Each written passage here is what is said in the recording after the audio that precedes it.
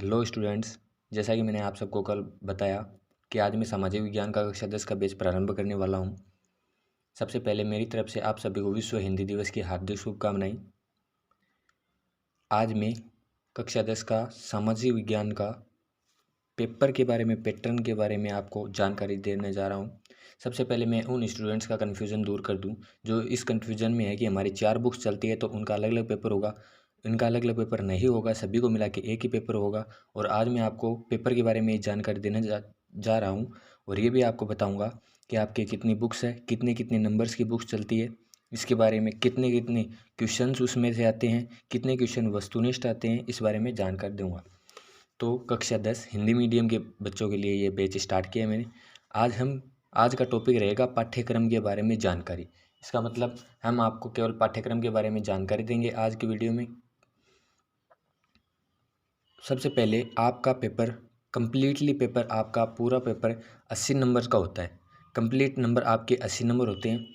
पूरा paper 80 number का होगा। उसमें से 20 नंबर, 80 में से 20 नहीं, वैसे तो आपका 100 नंबर का पेपर होता है, लेकिन 100 में से 80 नंबर में से आपको नंबर ग्रहण करने पड़ेंगे। 80 में से जितने नंबर आएंगे उसमें आप 20 ऐड कर देना, उतने नंबर आपके बनेंगे इस सब्जेक्ट के अंदर। ये 20 नंबर स्कूल के द्वारा भेजे जाते हैं, जिनमें से आपकी अटेंडेंस, आपके अनुशासन और वगैरह वगैरह कई चीज़ों को ऐड करके आपके 20 नंबर भेजे जाते हैं। आपका पेपर है वो 3.25 घंटे का पेपर होता है। 3.25 घंटे का आपका पेपर होता है। आपके 4 बुक्स चलती है। पहली बुक्स होती है भारत और समकालीन विश्व। इस बुक में भारत और समकालीन विश्व सेकंड। अब आपको ये कन्फ्यूज़न हो रहा होगा कि ये सेकंड हमारी बुक्स पर क्यों लिखा आता है। सेकंड इसलिए आपकी बुक्स पे लिखा होता है कि आपने 9th क्लास में पढ़ा है, उसके अंदर आपकी बुक चलती थी, उसमें फर्स्ट भाग वहाँ पे है, सेकंड भाग यहाँ पे है। फर्स्ट भाग 9th क्लास में पढ़ा जाता है, सेकंड भाग इसके अंदर पढ़ा जाता है। दूसरी बुक चलती है आपकी समकालीन भारत सेकंड। इसमें भी सेकंड का मतलब यही है। तीसरी बुक चलती है आपकी लोकतांत्रिक राजनीति। चौथी बुक चलती है आपकी आर्थिक विकास की समझ। भारत और समकालीन विश्व जिसको हम हिस्ट्री बुक कहते हैं, और समकालीन भारत सेकंड को अपन भूगोल कहते हैं। लोकतांत्रिक राजनीति सेकंड को अपन राजनीतिक विज्ञान कहते हैं। आर्थिक विकास की समझ को अपन अर्थशास्त्र कहते हैं।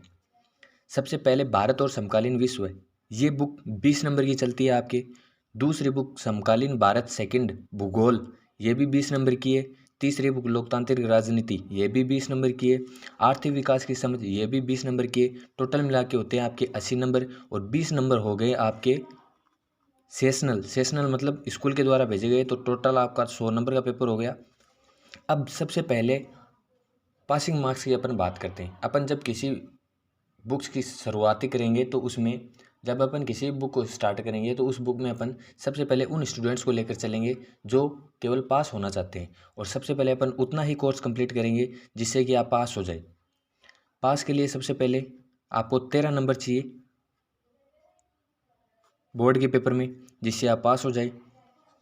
अब आपको मैं बताता हूँ कि कौन सी बुक में कितने चैप्टर है। समकालीन भारत एक बुक है आपकी, उसके अंदर 7 चैप्टर है। इतिहास हिस्ट्री यानी भारत और समकालीन विश्व में आपके 5 चैप्टर है। लोकतांत्रिक राजनीति में आपके 8 चैप्टर है। आर्थिक विकास की समझ में आपके 5 चैप्टर है। अब आपको प्रश्न पत्र के बारे में मैं बताने जा रहा हूँ। कंप्लीट बताऊँगा प्रश्न पत्र के बारे में, कितने प्रश्न आते हैं, कितने कितने नंबर के आते हैं, कितने प्रश्न कितने नंबर के आते हैं, कौन से भाग में आते हैं, इसके बारे में आपको जानकारी दूंगा। सबसे पहले आपके होते हैं वस्तुनिष्ठ प्रश्न, जिनमें आपको 4 ऑप्शन मिलते हैं। ये 12+6 के ऑप्शन में आते हैं।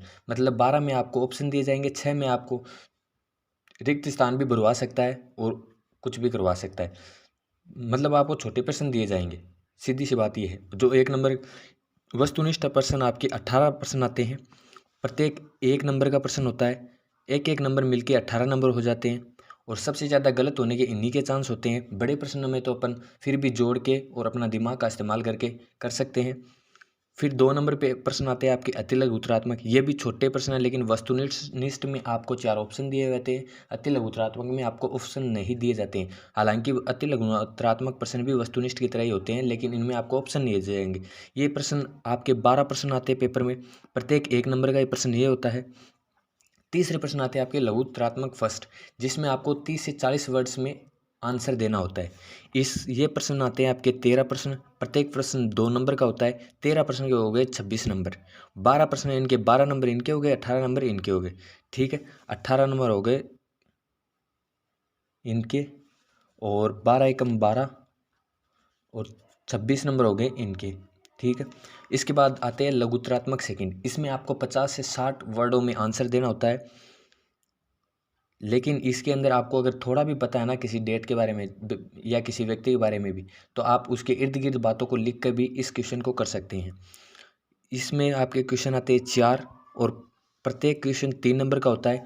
इस हिसाब से ये हो गए 4 दूनी 8, 4 3 12 नंबर के 4 प्रश्न।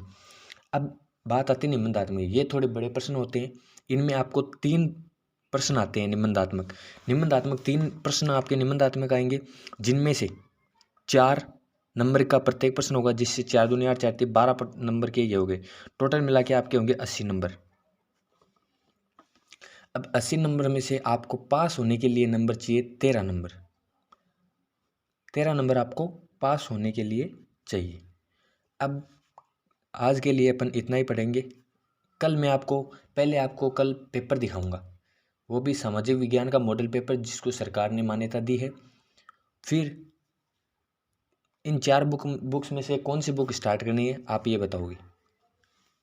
जिस भी बुक को स्टार्ट करना है आप कमेंट बॉक्स में बता देना। धन्यवाद।